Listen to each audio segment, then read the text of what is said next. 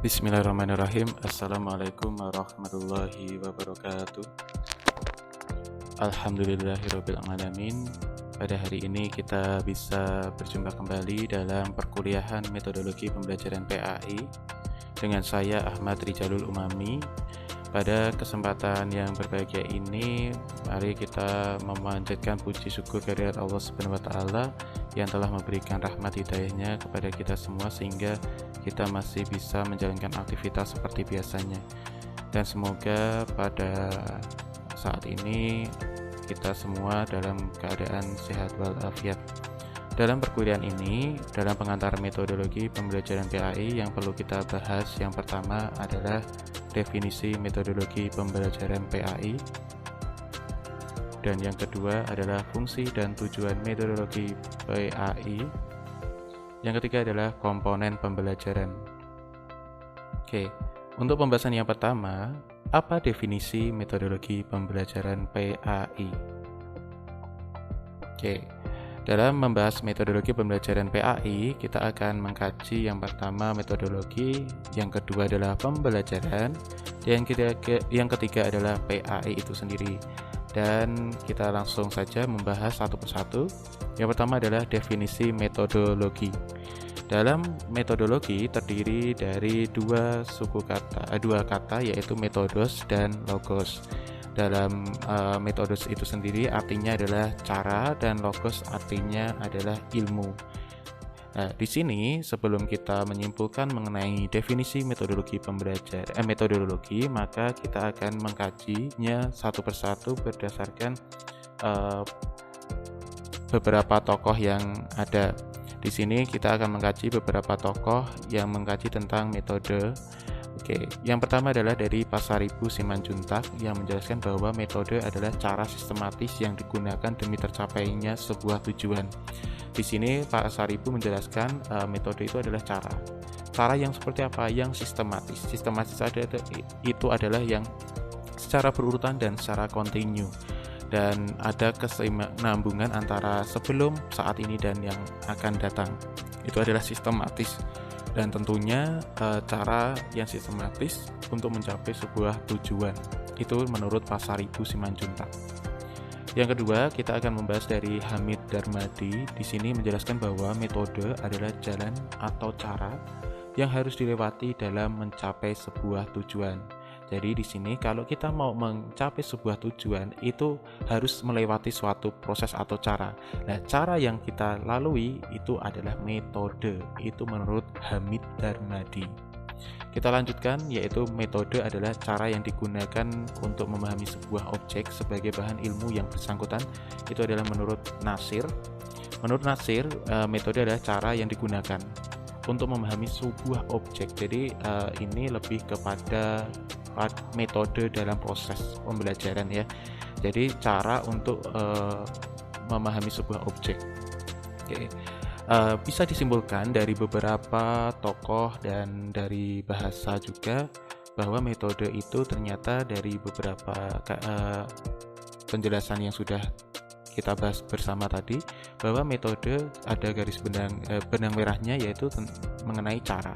Jadi di sini metode adalah cara, tidak hanya cara, dan di sini caranya pun ada spesifikasinya yaitu cara yang tepat dan sistematis. Jadi tidak asal-asalan.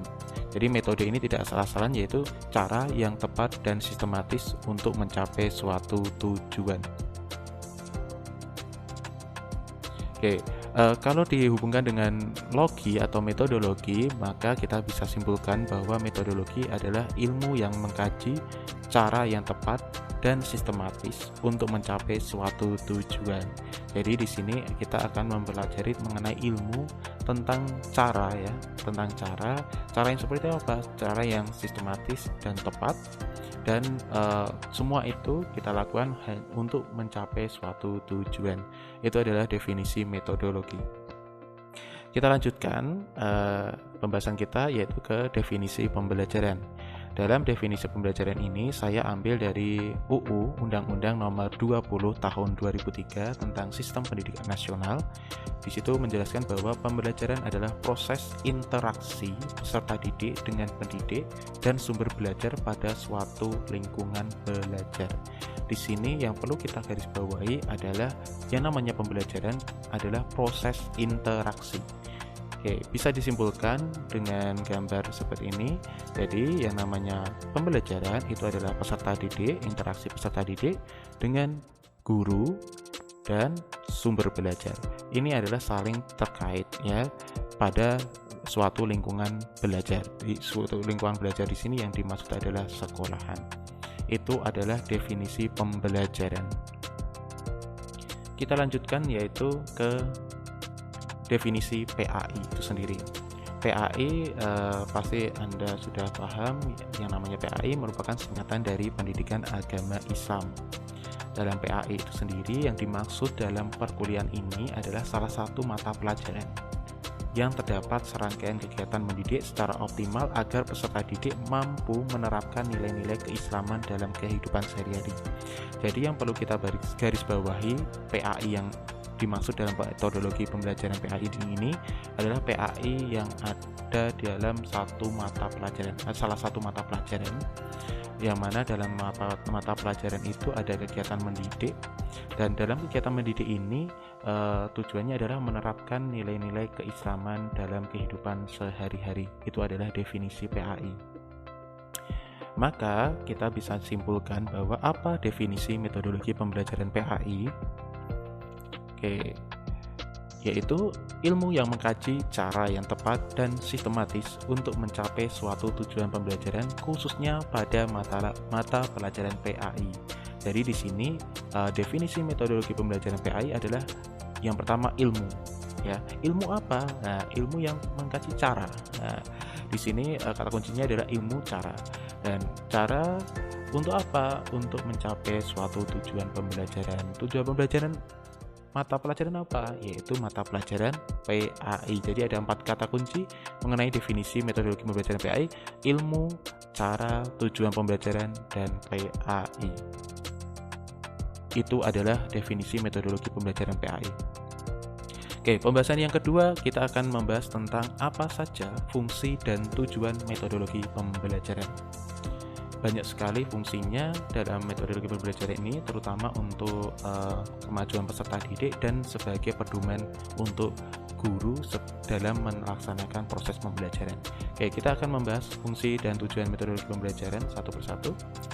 Yang pertama, dari tujuan metodologi pembelajaran itu sendiri, guru mampu menerapkan proses pembelajaran yang berjalan, yang mana proses pembelajaran itu dapat berjalan dengan baik, menyenangkan, dan penuh motivasi. Jadi di sini kuncinya, tugas salah satu guru dalam menerapkan metode adalah bagaimana caranya agar bisa memberikan motivasi kepada peserta didik. Oke, sehingga materi pembelajaran itu lebih mudah dipahami oleh peserta didik. Jadi dalam tujuan yang pertama ini, intinya guru bisa menjalankan proses pembelajaran yang baik dan menyenangkan, tentunya untuk memudahkan peserta didik dalam memahami materi tersebut. Kita lanjutkan, yaitu yang kedua, tujuannya yaitu memudahkan pencapaian hasil belajar peserta didik sesuai dengan tujuan pembelajaran. Jadi memudahkan pencapaian hasil di sini karena proses berjalan dengan baik, insya Allah hasil pun juga baik. Dalam tujuan metodologi pembelajaran ini juga intinya siswa bisa mendapatkan hasil belajar yang baik, tentunya dapat menerapkan ilmu-ilmu yang diajarkan oleh guru. Tujuan yang selanjutnya adalah proses pembelajaran lebih terarah dan sistematis sesuai perencanaan. Jadi pembelajaran ini diharapkan dengan adanya metodologi pembelajaran ini, guru dalam menerapkan proses pembelajaran lebih terarah, tidak kacau, tidak jelas ya. Jadi diharapkannya lebih terarah dan sistematis, perjalanannya itu sistematis, runtut. Jadi ketika runtut nanti siswa pun juga mudah memahaminya. Oke, dilanjutkan adalah proses pembelajaran dapat menyesuaikan karakteristik peserta didik dan sumber pembelajaran. Jadi di sini guru bisa bijak dalam menentukan metode, yang mana metode itu agar dalam proses pembelajaran itu dapat menyesuaikan karakteristik peserta didik dan sumber pembelajaran.